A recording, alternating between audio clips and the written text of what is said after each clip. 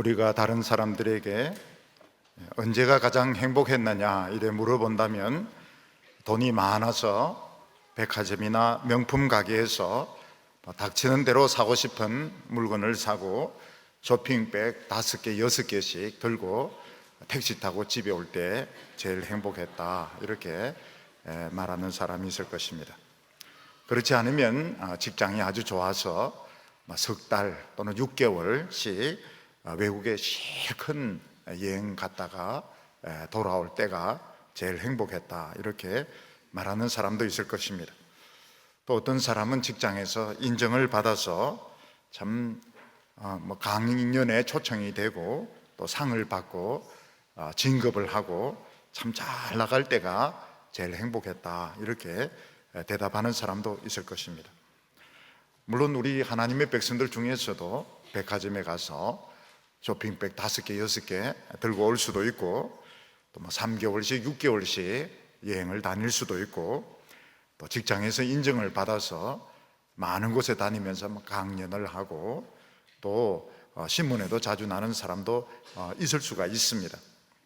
그렇지만은 많은 크리스찬들은 참 어려운 가운데서 하루하루 살아가는 것을 볼 수 있습니다. 어떤 분은 신앙은 참 그렇게 좋을 수 없는데 병석에 오래 누워서 병과 싸워야 되는 분들이 있습니다. 이런 분들은 하루하루 살아가는 것이 기쁨이라기보다는 고통이 될 것입니다. 또 어떤 분은 경제적인 그 어려움 때문에 참 풍족한 것은 하나도 없고 기미를 걱정해야 되고 또 자녀들 등록금을 낼 때마다 참 걱정을 해야 되는 그런 분도 있을 것입니다. 또 옛날에는 기독교인들 중에서 노예로 팔려가서 고생하는 분들도 있고 또 어떤 분들은 또 뭔가 잘못되어서 감옥에 갇혀서 고통을 받아야 되는 그런 분들도 있을 것입니다. 이런 고통 중에 있는 분들은 하나님의 백성이지만 하나님의 백성이라는 사실이 별로 기쁘지도 않고 또 자부심도 느끼지 않고 행복하지 않을 것입니다.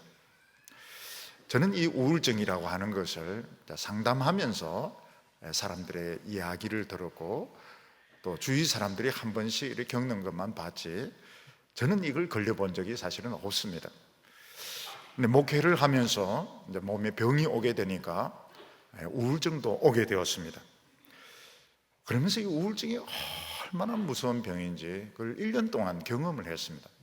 기쁘지가 않고 행복하지가 않습니다.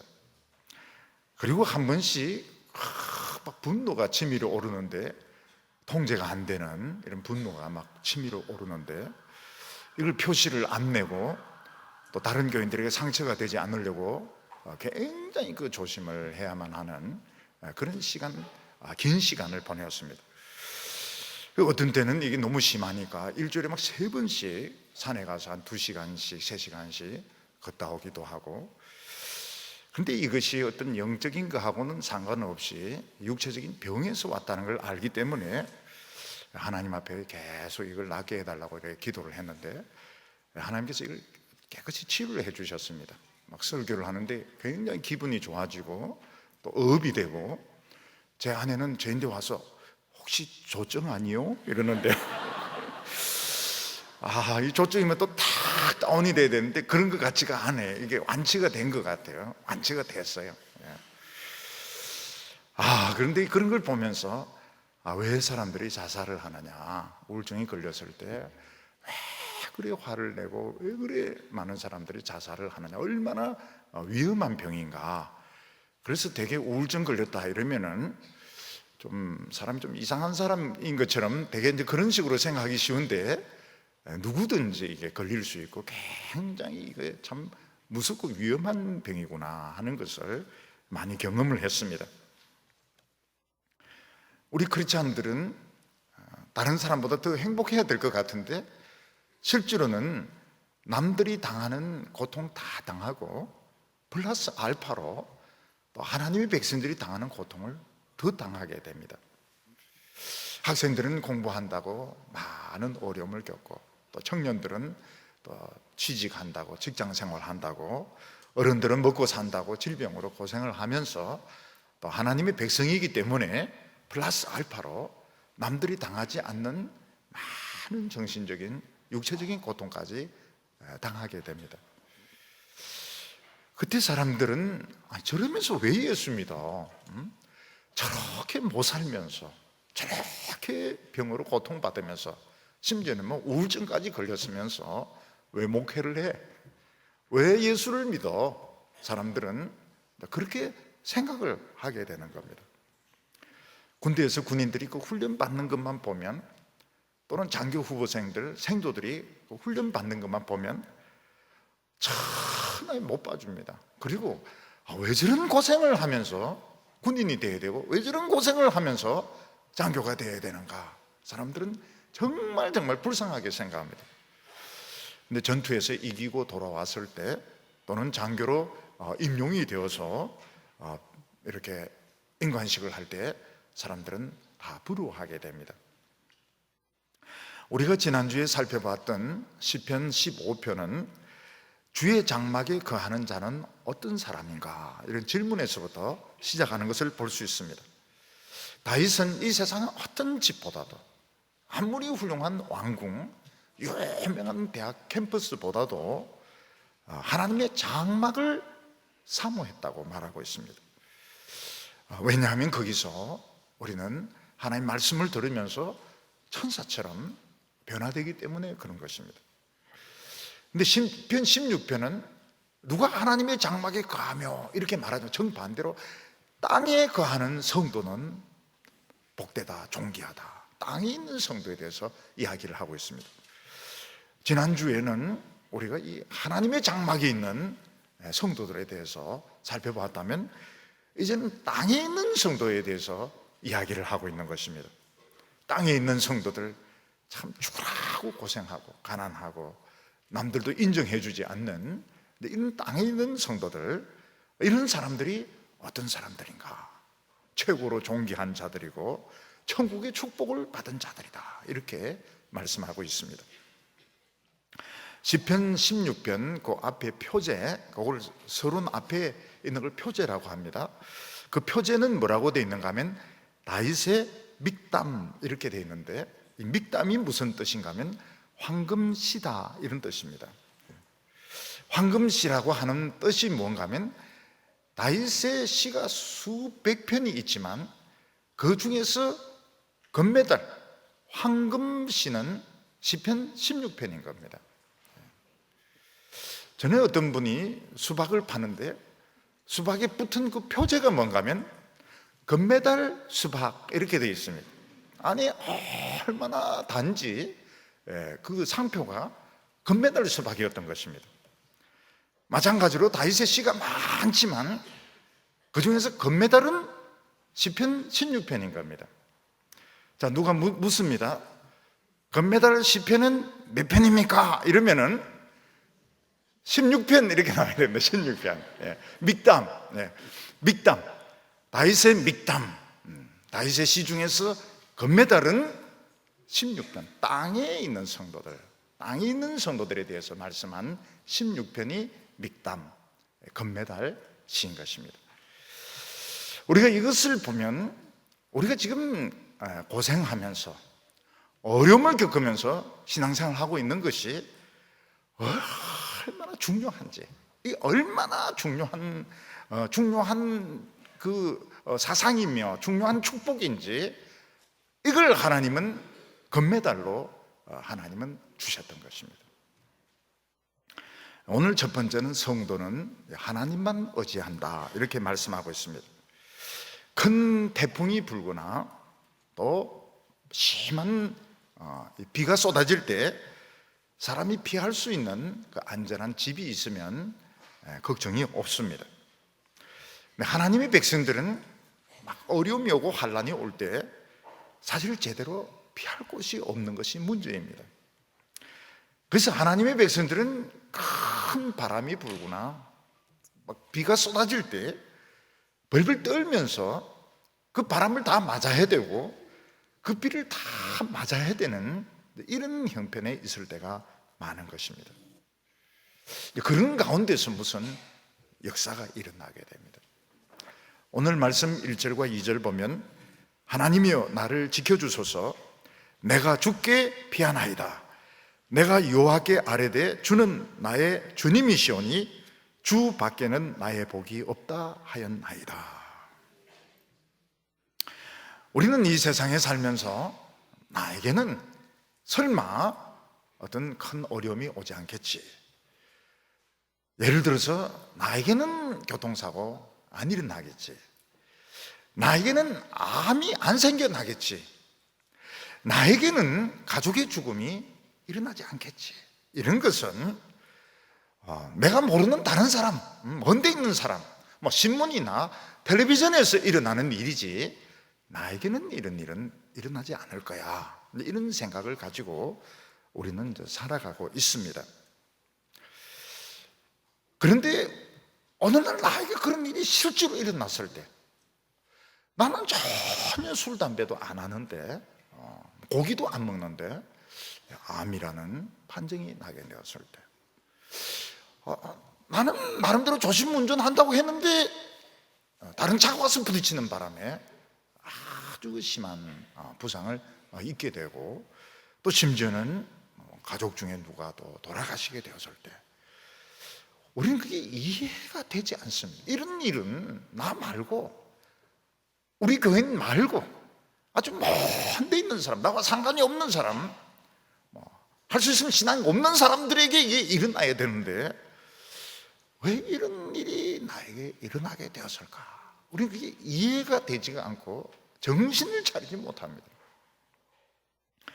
특히 하나님을 안 믿는 사람들은 이 야성의 본성이 있기 때문에 이런 일을 닥치면 본능적으로 이리 뛰고 저리 뛰고 이러면서 살려고 몸부림을 치게 됩니다.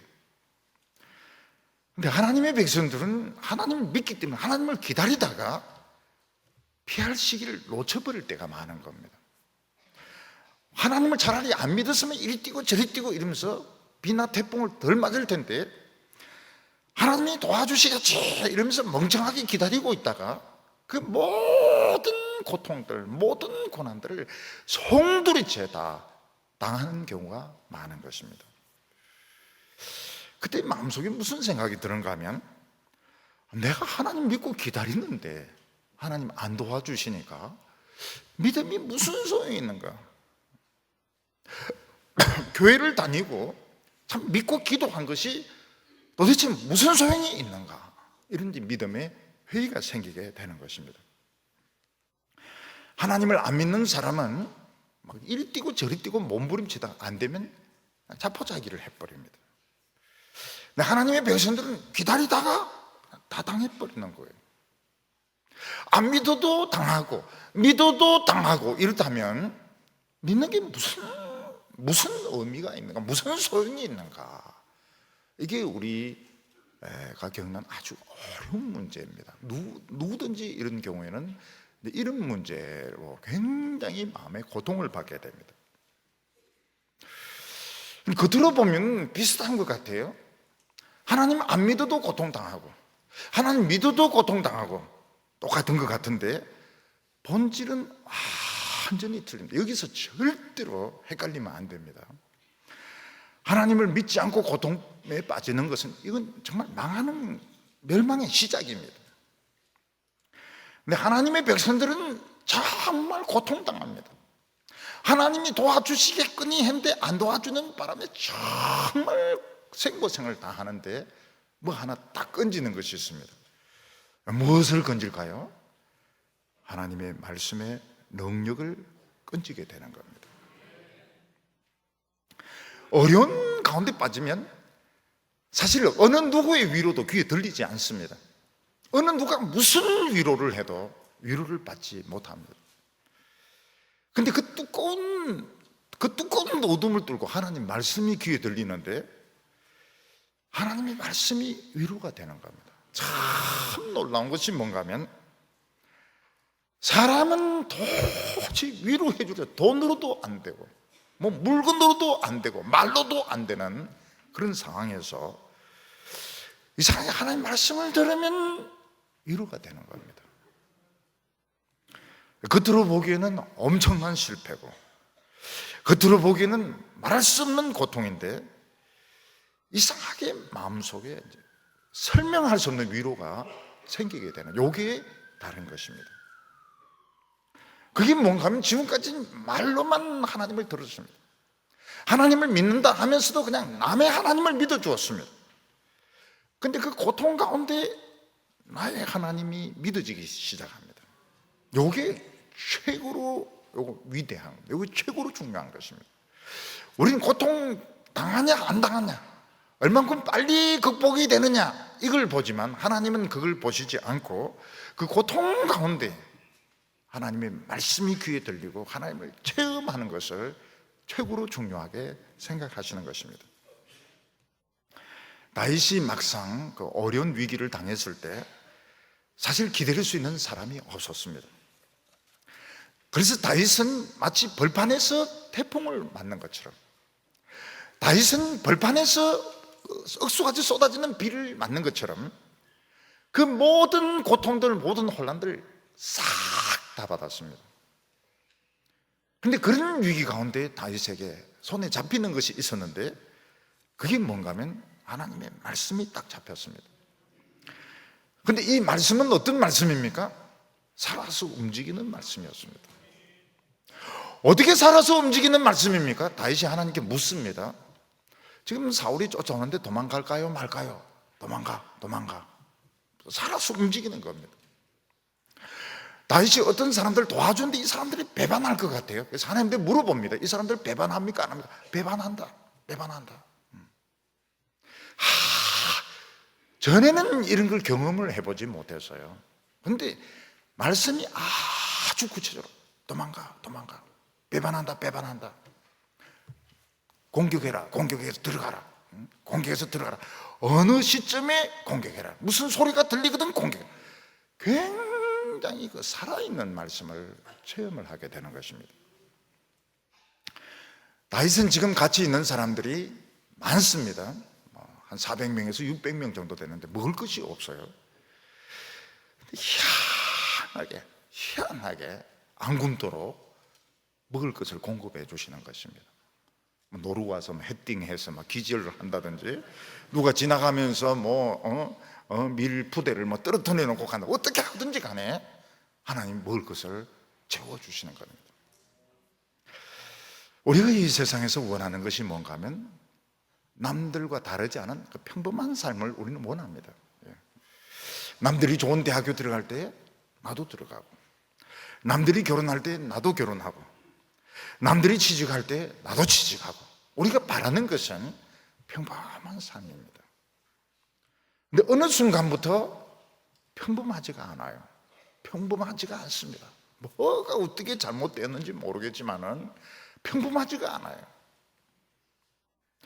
하나님께서는 왜 우리에게 그렇게 원하는 평범한 삶을 안 주시고 우리를 그렇게 유별나게 다른 사람들은 다 누리는 그 복을 우리는 못 누리게 하시는가? 세상 그 가지면 천국을 못 가지기 때문에 그런 것입니다. 하나님께서는 이 세상에서 우리가 참 이런 어려움 당하면서 이 살아있는 말씀, 이게 열쇠입니다. 이게 천국 문을 여는 열쇠입니다. 열쇠를 주려고 하시는 겁니다. 천국의 복을 우리에게 주시려고. 우리의 인생이 그렇게 평탄하지가 않은 겁니다. 남들같이 평범하지가 않은 것입니다. 2절에 보면 내가 여호와께 아뢰되 주는 나의 주님이시오니 주 밖에는 나의 복이 없다 하였나이다. 땅에 있는 성도들은 그 고난 가운데서 주님이 나의 주님이 되는 것을 경험을 하게 됩니다. 지금까지는 다른 사람이 하나님이었습니다. 그 많은 설교들, 그 많은 은사들이 그림의 떡이었습니다. 그런데 고난을 겪으면서 그 하나님이 나의 하나님이 되고 주 밖에는 나의 복이 없습니다. 무슨 말입니까? 이제부터 하늘의 복을 막 가지기 시작한 겁니다. 주님 밖에는 다른 복이 없다는 것, 이제부터는 하늘의 복을 막 가지기 시작한 것이 되는 것입니다. 하늘의 복이 뭡니까? 기도가 응답이 되는 겁니다. 부흥이 일어나는 것입니다. 병이 낫는 것입니다. 기적이 막 일어나는 것입니다. 하나님의 음성이 막 들리기 시작하는 것입니다. 이제 하늘의 축복을 막 가지기 시작하는 겁니다. 오늘 두 번째로 땅에 있는 성도는 어느 정도 가치가 있을까 하는 것입니다. 서두에도 말씀을 드렸지만 땅에 있는 성도는 고난당하고 있는 성도들, 좋은 옷도 입지 못하고 병에 걸려가지고 극심한 고통 가운데 있는 성도들을 지금 땅에 있는 성도들이다 이렇게 말하고 있습니다. 이 땅에 있는 성도들이 어느 정도 가치가 있을까? 오늘 3절 말씀 보면 땅에 있는 성도는 존귀한 자들이니 나의 모든 즐거움이 그들에게 있도다 이렇게 말하고 있습니다. 오늘 이 세상 사람들 또는 언론은 가치 있는 사람에게 관심을 가집니다. 청소년은 누구에게 관심을 가질까요? 10대 가수들, 그리고 운동선수들, 인기 연예인들의 관심을 가집니다. 할아버지가 와서 관심 가져줘 이러면 아이들은 굉장히 싫어합니다. 우리를 뭘로 보고 10대 가수도 아니면서 연예인도 아니면서 관심 가져달라고 절대로 관심 가져주지 않습니다. 이 텔레비전 뉴스를 이렇게 들어보면 그 연예인들의 그 시시껄렁한 막 이혼한 거, 바람난 거 이런 걸 막 이야기를 해요. 제가 이해가 안 됩니다. 이 텔레비전 방송에서 우리 예배에 대해서 관심 안 가지고 그 연예인들 막 싸우고 바람 피우고 막 술 마시다가 막 엉뚱들이 맞아 이런 걸 막 이야기하는 거예요. 그거는 그런 걸 관심 가진 사람이 많아서 그런 것 같아요. 연예인들의 그 시시끌렁한 걸에 대해서 관심 가지는 정신 나간 사람들이 많기 때문에 텔레비전이면 그런 걸 또 막 이야기하는 것 같아요. 공부하는 사람들은 유명한 학자에 대해서 관심을 가집니다. 언론들 이렇게 보면 유명한 운동선수들, 우리가 아무리 뭐 지진 난데 기부하고 이래도 신문에 잘 안 나요. 근데 김연아가 딱 하면 바로 사진 딱 나옵니다. 우리 교회 사진 내달라 절대로 안 내줍니다. 그리고 뭐 목회자도 큰 교회, 강남에 있는 오빠들, 정치인들 이런데 그 쓸데없는 소리 그걸 하는데 그런데 막 관심을 가져주고요. 이 세상에서 고난당하는 성도들, 병에 걸려있고 가난한 가운데서 은혜 받은 성도들 절대로 취재 안 합니다. 신문에 안 내줍니다. 왜냐하면 가치가 없다고 생각하는 겁니다. 돈도 없는 주제에, 인물도 별로 없는 주제에 관심을 안 가져줍니다. 근데 하나님 앞에서는 어떻습니까? 최고로 존귀한 자가 땅에 있는 성도다 이렇게 말하고 있습니다. 고난당하는 성도들, 땅에 있는 성도들이 최고로 존귀한 이유가 어디에 있습니까? 위선의 껍질은 다 벗겨지고 그 안에 하나님의 말씀, 하나님의 그 영광만 꽉 들어 있습니다. 이걸 하나님은 제일 좋아하시고 제일 원하시고 제일 가치 있게 생각하시는 것입니다. 여기 보면 나의 모든 즐거움이 저희에게 있도다. 나의 모든 즐거움, 나는 누굴까요? 나의 모든 즐거움이 땅에 있는 성도들에게 있다고 그러는데 나는 누구일까요? 우선 다윗으로 우리가 생각해 볼 수 있습니다. 다윗의 모든 즐거움이 정말 화려한 옷을 입고 재능이 뛰어나고 높은 자리에 앉은 그런 사람들에게 관심이 있는 것이 아니고 그 고난당하는 성도들, 고난 가운데서 변화되고 있는 성도들, 거기에 내 모든 즐거움이 거기에 있다고. 왜냐하면 성도는 성도를 알아보기 때문에 그런 것입니다. 장사들은 그냥 물건만 판다 해서 되는 것이 아니고 물건의 가치를 알아봅니다. 보석상은 보석의 가치를 알아봅니다. 여자분들에게 보석 구경하세요, 좋은 옷 구경하세요. 하루 종일 해도 아마 실증나지 않을 겁니다. 왜냐하면 여성들은 그런 걸 좋아하니까요. 그런 걸 가치 있게 생각하니까요. 놀라운 것이 무엇인가 하면 진짜 제대로 된 성도는 누구에게 관심을 가지느냐? 땅에 있는 성도들, 고통받고 병들고 어려운 가운데 있는 성도들을 가치 있게 생각합니다. 그리고 거기에 또 누가 계시는가 하면 주님이 그곳에 있습니다. 두세 사람이 내 이름으로 모인 곳에는 나도 그들 중에 있느니라. 그래서 우리 성도들은 너무 잘난 체 하는 사람들의 그 모임을 싫어합니다. 왜냐하면 그런 데 가면 상처를 많이 받아요. 전부 자기가 최고이기 때문에 말할 기회도 없고 그런 데 가면 굉장히 기가 죽게 됩니다. 근데 땅에 있는 성도들은 누구든지 환영입니다. 누구든지 환영이고 누구든지 좋기 때문에 마음이 편안하고 이 상처가 치유가 되는데 주님이 그 가운데 계시면 굉장히 분위기가 따뜻해요. 분위기가 따뜻하고 우리 사람들 말고 또 누가 거기 계신 것 같아요. 굉장히 기분이 좋아요. 왜냐하면 존귀한 자들이기 때문에 그렇습니다. 근데 여기서 나의 모든 즐거움은 역시 하나님을 말합니다. 하나님께서 다윗의 입을 빌려서 나의 모든 즐거움은 땅에 있는 성도들 그들에게 있다고 말씀하고 있습니다. 하나님의 관심은 부자들, 정치인들, 똑똑한 사람들 거기에 있는 것이 아니고 이 땅에서 참 하루하루 힘들게 살아가면서 그런 가운데서 하나님의 말씀을 듣고 은혜 받고 눈물 흘리면서 기도하는 그 성도들에게 하나님의 모든 즐거움이 있다고 말하고 있습니다. 왜냐하면 그들이 보배이기 때문입니다. 하나님에게 보배고 하나님에게 최고로 소중한 사람들이기 때문에 그런 것입니다. 그래서 오늘 우리는 우리 자신에 대한 생각을 좀 바꿀 필요가 있습니다. 나는 누구인가? 나는 누구인가? 세상에서 똑똑한 사람들, 세상에서 성공한 사람들의 눈에 보기에는 참 별 볼 일 없을지 모르겠지만 하나님의 모든 그 즐거움이 나에게 있다.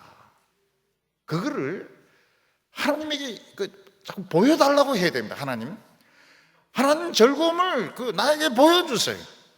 함께 기뻐하게 해주세요. 제가 아름다운 이런 자상을 가질 수 있도록 자신감을 주세요. 그런 기도를 해야 됩니다. 이 비밀을 모르는 사람들은 다른 신에게 제사를 드린다고 했습니다. 4절에 다른 신에게 예물을 드리는 자는 괴로움이 더할 것이라. 나는 저희가 드리는 피의 전제를 드리지 아니하며 내 입술로 그 이름도 부르지 아니하리라. 고난 가운데서 이 하나님의 말씀의 비밀을 모르는 사람들은 하나님의 이 하나님을 믿질 못합니다. 하나님이 실제로 내 기도에 응답하신다. 하나님이 부흥을 주신다. 하나님 내 병을 치료해 주시고 위기에서 건져주신다. 이걸 못 믿기 때문에 그들은 다른 신에게 또 제사를 드립니다. 왜냐하면 하나님만 기다릴 수 없기 때문입니다. 지금 마음속에 너무너무 하고 싶은 것이 많고 너무너무 세상은 바쁘기 때문에 하나님만 기다릴 수가 없습니다. 그래서 또 다른 신에게 제사를 드리는데 그들은 고통을 더하게 됩니다. 왜 고통을 더하게 됩니까? 그러면 그럴수록 점점 그 탐욕의 짐이 무거워지게 되는 것입니다. 우리가 하나님만 예배 드릴 때는 모든 짐을 다 벗어버리게 됩니다. 우리는 예배 드리면서 우리 기도하면서 짊어지고 있는 무거운 짐들을 다 내려놓게 됩니다. 여러분들 자녀의 문제에 대해서 너무 짐을 지지 마시기 바랍니다. 가족들에 대해서, 부모님에 대해서, 자기 자신에 대해서, 미래에 대해서 너무 많은 생각을 하지 마시기를 바랍니다. 왜냐하면 하나님께서 짐을 져주시겠다고 하는데 내가 그걸 짊어지고 끙끙거릴 필요가 없습니다. 우리는 예배 드리면서 짐이 가벼워져야 됩니다. 짐을 가벼워져야 됩니다. 메시아에 보면 내 짐은 가벼워, 내 짐은 가벼워. 저는 오랫동안 내 짐은 무거워, 엄청 무거워. 짐이 굉장히 무거웠는데 우리는 이 짐을 다 벗어버려야 되는 겁니다. 짐을 벗어버려야 돼요. 우리는 이걸 내려놓았을 때 이걸 망치면 어떻게 난 부들부들 떨고 있는데 하나님 뭐라고 말씀하십니까? 내가 너보다 머리가 낫다고, 내가 너보다 더 능력이 있다고. 우리는 벗어버리는데, 우상을 믿는 사람들은 그 피의 제사를 드리면서 많은 생각을 합니다. 많은 계획을 세웁니다. 그러면서 끊임없이 탐욕의 무거운 짐을 지게 되는 것입니다. 여기 보면 피의 제사다 이렇게 말을 했는데, 피를 막 뿌리는 겁니다. 아주 공격적인, 하나님이 원하시는 그 피가 아닙니다. 이것은 아주 그 탐욕의 피, 공격적인 그런 피를 흘리는 것입니다. 오늘 우리는 하나님 외에 다른 제사가 필요 없습니다. 우리가 딴 길을 찾는 것은 하나님이 안 도와주신다고 생각하기 때문에, 하나님의 능력이 부족하다고 생각하기 때문에 우리는 또 딴 걸 막 찾는데, 그렇게 할 필요가 없어요. 우리는 믿음으로 성공할 겁니다. 우리는 말씀만으로 부흥할 겁니다. 말씀만으로 부흥 안 되면 노 땡큐입니다. 노 땡큐. 우리 그 원치를 않아요. 우리 믿음으로 다 성공하고 축복받을 것입니다. 우리는 또 믿음도 하고 또 세상 방법도 쓰고 이래 되면 짐이 너무 무거워지는 것입니다. 우리 하나님의 말씀도 붙들고 세상적인 방법도 쓰고 유행도 끌어들이고 짐이 너무 무거운 것입니다. 나중에는 실패하게 됩니다. 쉬워요. 굉장히 쉽습니다. 하나만 딱 가지고, 말씀 하나만 가지고 나가는 겁니다. 우리 짐은 가벼워요. 하나님은 어떻게 하십니까? 그런 사람들에게 5절과 6절 보면, 여호와는 나의 산업과 나의 잔의 소득이시니 나의 분깃을 지키시나이다. 내게 줄로 재어진 구역은 아름다운 곳에 있으며 나의 기업이 실로 아름답도다. 하나님께서는 우리가 하나님 말씀만 붙들 때, 하나님께 기쁨으로 제사드린 이것만 붙들 때 우리의 축복을 자로 지어가지고 정확하게 자를 지어서 우리 것을 챙겨주십니다. 세상 사람들이 아무리 날뛰고 아무리 탐욕스러워도 우리 그 빼앗아 가지 못한 줄로 딱 자로 지어가 주는데, 한치의 오차도 없이 하나님은 우리 받을 축복을 챙겨주시는 하나님이십니다. 그러면 어렸을 때 보면 집에 식구들이 이렇게 많고 이러면 늘 이 약한 애들, 어리한 애들이 먹을 것도 뺏겨요. 먹을 것도 보면 좀 재빠른 이런 형들이 자기가 얼른 먹고 동생과 야야 좀 다오 싫어, 이런 빌려줘 이런 식으로 해서 결국은 좀 덜 똑똑한 애들은 자기에게 준 것도 못 먹어요. 자기에게 준 것도 못 먹고, 세상도 마찬가지로 눈치가 빠르고 행동이 빠르고 이런 사람은 남의 것까지도 막 챙기는데, 하나님의 백성들은 뭐가 좀 사람이 덜 똑똑해가지고 자기 것도 못 챙기고 이제 뺏기는 것입니다. 그래서 하나님은 어떻게 하면 자로 딱 재가지고 하나님의 백성들 못 뺏어가도록 하나님께서 챙겨주시는 겁니다. 어리숙하니까, 우리 너무 어리숙하니까 준 것도 뺏겨요. 여기 보면 하나님은 내 잔의 소득이다 이렇게 말하고 있습니다. 하나님이 우리에게 주시는 것이 재산이 땅이고 주식이고 공장이고 이러면 참 좋겠는데, 하나님 자신을 우리에게 기업으로 주시면 우리 하나님 팔아먹을 수도 없고, 이게 이제 문제인 겁니다. 이게 문제예요. 하나님 축복 주세요. 하나님을 주시는데 이 하나님을 가지고 이 돈으로 이게 안 되는 겁니다. 그래서 사람들이 하나님 버리는 것 같아요.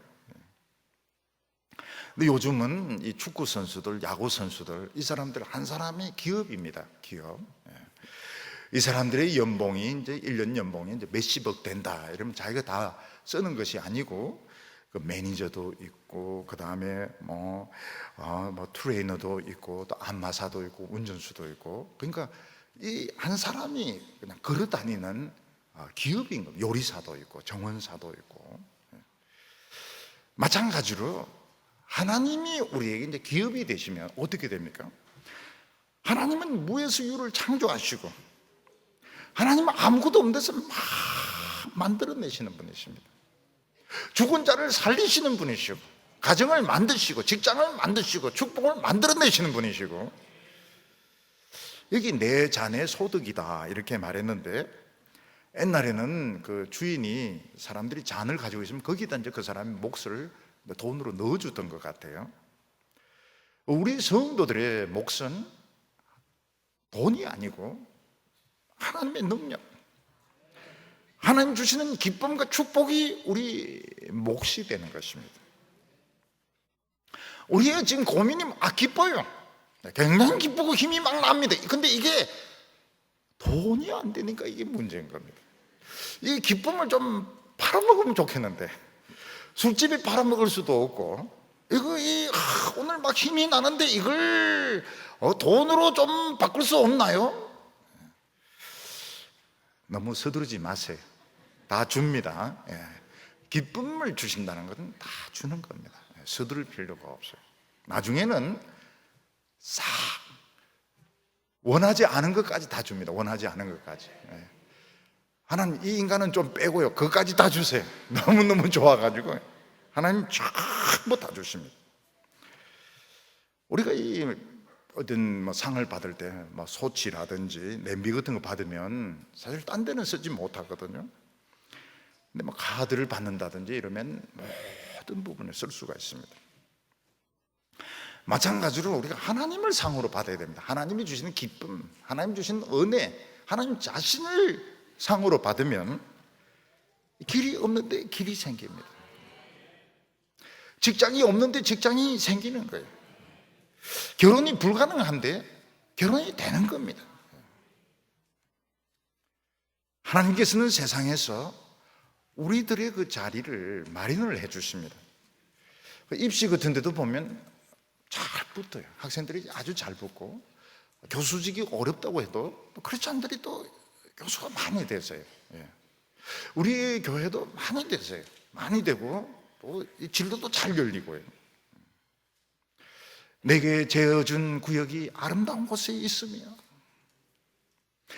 옛날엔 내가 막 그 일하려고 했을 때는 사실 막 그 술 먹는 분위기고, 미신적인 분위기고, 막 또 싸우는 분위기고, 막 강한 자가 약한 자를 막 괴롭히는 이런 분위기였는데, 또 환난을 겪고 하나님께서 주신 일은 정말 내가 기쁨으로 할 수 있는 일, 내가 기쁨으로 할 수 있는 일, 참 그 아름다운 일, 아름다운 그 술 마시지 않아도 되는 길, 서로 욕하면서 싸우지도 않는데 참 아름다운 곳에 나의 그런 구역이 거기에 있더라는 것입니다. 그리고 다른 사람들이 옛날에는 욕하고 싸웠을지 몰라도 이 성도들 욕을 못합니다. 왜냐하면 뭔가 위험이 있기 때문에 사람들이 욕을 못해요. 그래서 아름답게 변하는 것입니다. 그래서 우리 성도들은 직장을 가지고 이렇게 할 때 무조건 먹고 살려고 그렇게 하면 고생은 고생대로 합니다. 욕은 욕대로 얻어먹고 어려움은 계속 냅니다. 오히려 하나님이 주시는 환난을 겪고 갔을 때 하나님이 다 정리를 해 놓으셨어요. 환상적입니다. 팬테스틱, 환상적이에요. 세상에 이런 곳이 다 있는가. 웃어가면서 기뻐가면서 축복해가면서 하나님께서 재어진 구역이 아름다운 곳에 있습니다. 하나님이 한번 손을 본 거예요. 하나님께서 이미 사람들을 분위기를 바꿔 놓으신 거예요. 아름다운 곳으로 변한 것입니다. 세 번째로는 우리가 하나님과 함께 할 때 얼마나 든든한지 말씀하고 있습니다. 7절에 나를 훈계하신 여호와를 송축할지라 밤마다 내 양심이 나를 교훈하도다. 우리가 이 하나님의 지혜에 놀라게 되는 것이 뭔가 하면, 하나님의 말씀이 기계적으로 우리를 외우게 만들고 기계적으로 우리를 속박하는 것이 아니고 시도 때도 없이 그 영감을 불러일으키는 것입니다. 근데 시도 때도 자다가도 생각이 나기도 하고, 버스 타고 가다가도 생각이 나기도 하고, 교회 오다가도 생각이 나기도 하는데 이게 정답인 겁니다. 정답. 이게 길이고 이 정답이고 참 희한한 그런 작상인데 또 지나가면 잊어먹어 버려요. 그래서 이제 우리 성도들이 이제 노트를 이렇게 필기를 하면 참 좋습니다. 저도 보면 영감이 시도 때도 없이 막 이렇게 나타나는데 잊어먹어버려요. 그럼 기도합니다. 영감 돌아오도록, 영감 돌아오도록. 돌아와요. 이게 무엇이었을까? 조금 전에 기가 막힌 생각이 났는데 또 잊어먹어버렸는데 이게 뭘까? 돌아와라, 돌아와요. 기뻐요. 치매가 아니라는 사실에 굉장히 싹 100% 생각이 나요. 그런데 굉장히 그 성도님들 좋아하세요. 그 말씀, 그 메시지 굉장히 좋아하세요. 그리고 우리 성도들이 성경을 배운다 이렇게 하는 것이 이게 막 외우고 기계적으로 매이고 이게 아니고 춤을 춥니다. 춤을. 그 하나님의 말씀이 내 인생의 건반위에서 춤을 추는데 시도 때도 없이 막 춤을 추는데요. 24시간 최고로 유능한 코치가 24시간 붙어 있는 것처럼 계속 생각납니다. 더 정확하게, 더 구체적으로, 더 완벽하게 계속 바람을 넣어주시는 겁니다. 그런데 여기 보면 밤마다 내 양심이 나를 교훈한다 이렇게 말하고 있습니다. 결국 이 세상에서 넘어지는 사람들은 양심이 깨끗이 못한 사람입니다.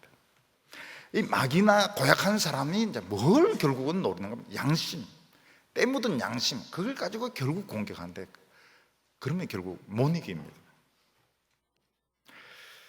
우리 성도님들은 고난을 받으면서 양심이 깨끗해졌습니다. 우리 성도들은 옷이 더러워지는 것보다도 얼굴이 더러워지는, 양심이 더러워지는 것이 제일 기분이 안 좋아요. 그래서 막 울고불고, 하나님 앞에서 울고불고, 남들은 뭐 내가 뭔데, 내가 뭐 잘못했는데 이런데 울고불고 그렇게 기도합니다. 나중에 마귀나 귀신같이 잡아내는 사람이 그렇게도 못 잡아냅니다. 왜냐하면 이미 다 씻어버렸거든요. 우리가 하나님의 말씀을 듣고 은혜 받는 시간은 여인들이 거울 앞에서 화장하는 시간과 같습니다. 여인들이 집안일 다 맞춰놓고 거울 앞에서 막 화장을 할 때 참 행복합니다. 너무너무 행복. 왜냐하면 그게 사랑하는 내가 있고 막 변화가 되고 있지 않습니까?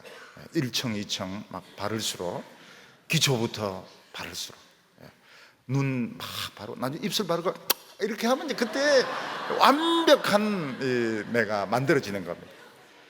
근데 눈치 없이 애가 막 귀여우면 발로 밉니다.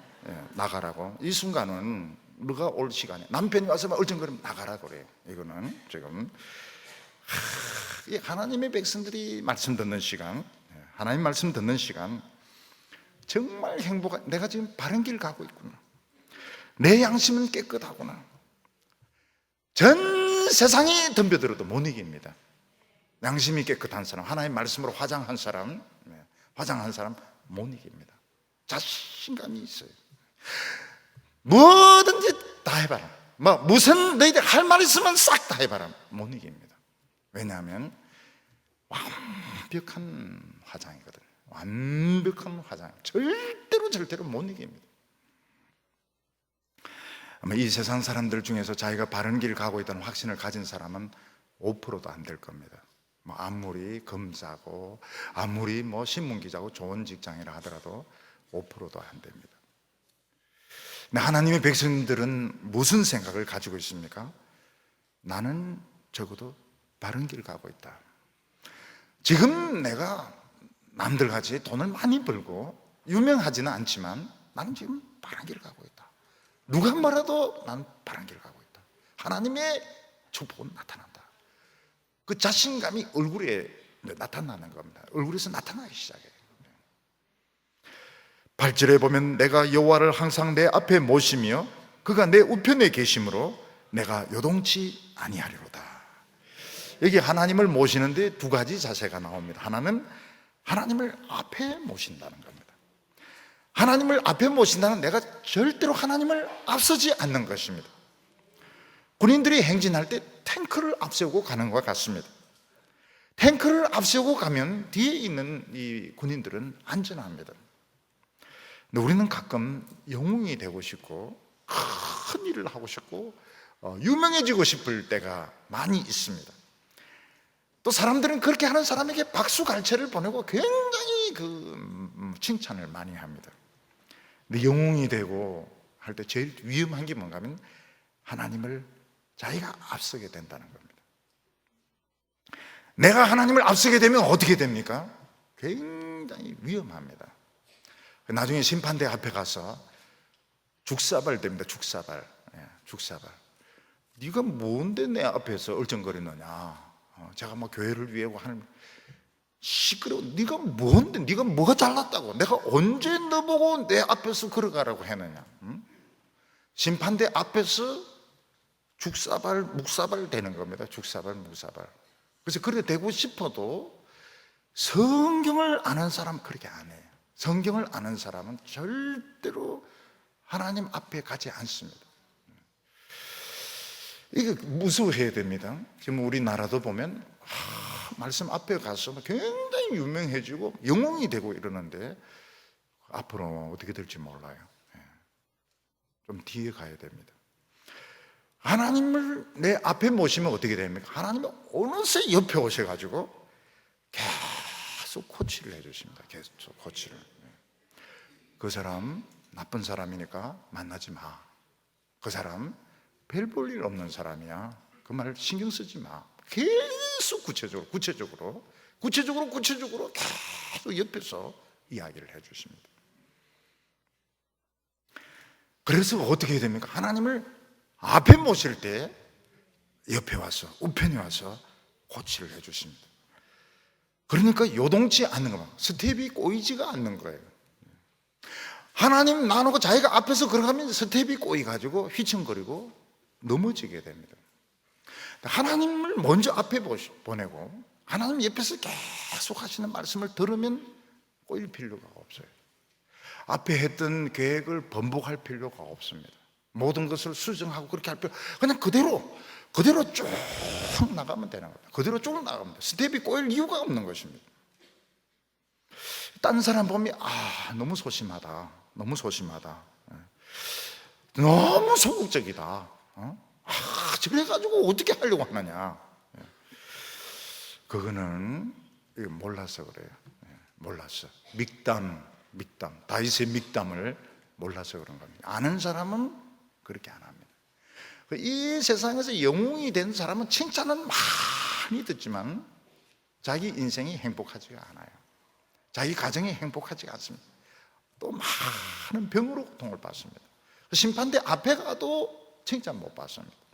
왜냐하면 자기가 앞섰기 때문에. 10절과 11절 보면 이러므로 내 마음이 기쁘고 내 영도 즐거워하며 내 육체도 안전히 살리니 이는 주께서 내 영혼을 소홀에 던지지 아니하시고 주의 거룩한 자를 멸망시키지 않을 것임이니라.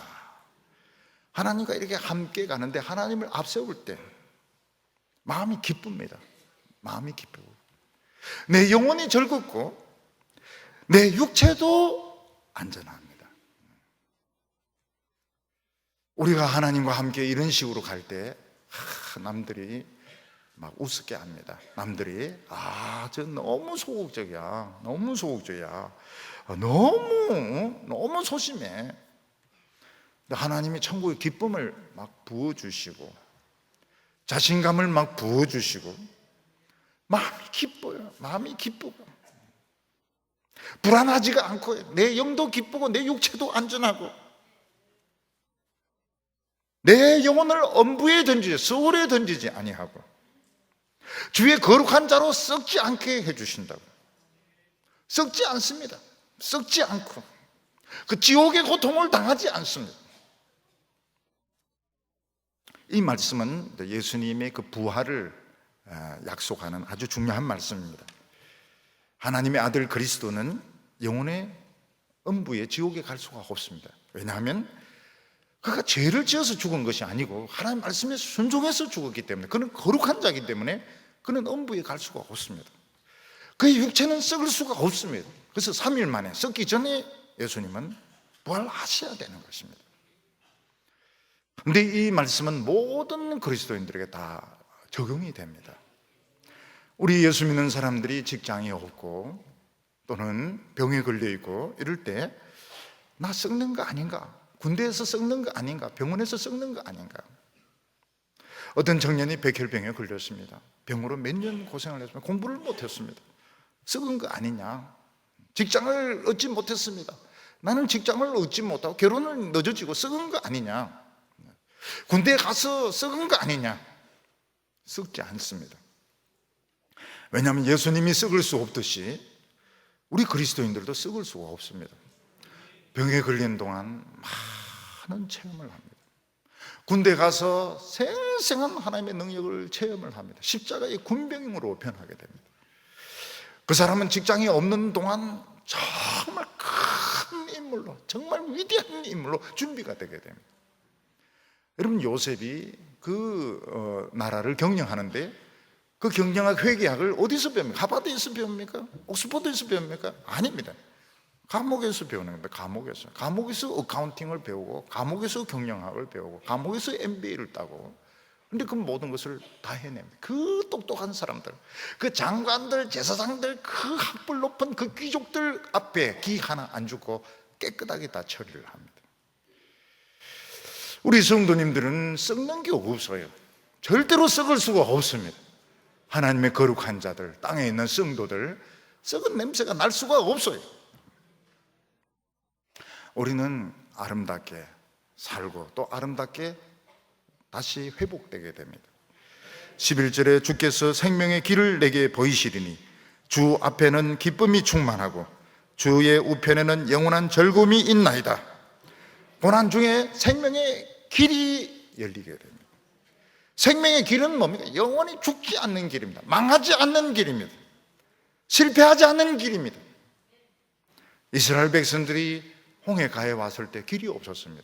그런데 어느 순간 바다가 갈라지면서 그들이 살 수 있는 길이 열렸습니다. 우리에게 이 길이 세상의 출세의 길, 세상의 성공의 길, 그걸 많은 사람들이 따라갔습니다. 많은 사람들이 따라갔습니다. 우리는 길이 없었는데, 우리 앞에는 홍해 바다가 있고 우리 앞에는 길이 없는데 세상 사람들은 출세의 길, 성공의 길 막 건너갔습니다. 근데 그것은 생명의 길이 아닙니다. 오늘 여기서 은혜 받는 것이 생명의 길입니다. 거기에 기쁨이 충만하고 그 우편에는 영원한 즐거움이 있다이다. 우리 성도들이 오늘 이 생명의 길을 찾으셨어요. 생명의 길을 찾으셨어요. 하나님의 말씀을 맛을 아는 사람은 생명의 길을 찾으셨어요. 오늘 하나님을 믿고 또 하나님의 신실하심을 믿고 모두 이 영생의 기쁨, 축복의 기쁨을 누리는 성도들 다 되시기를 바랍니다. 기도드리겠습니다.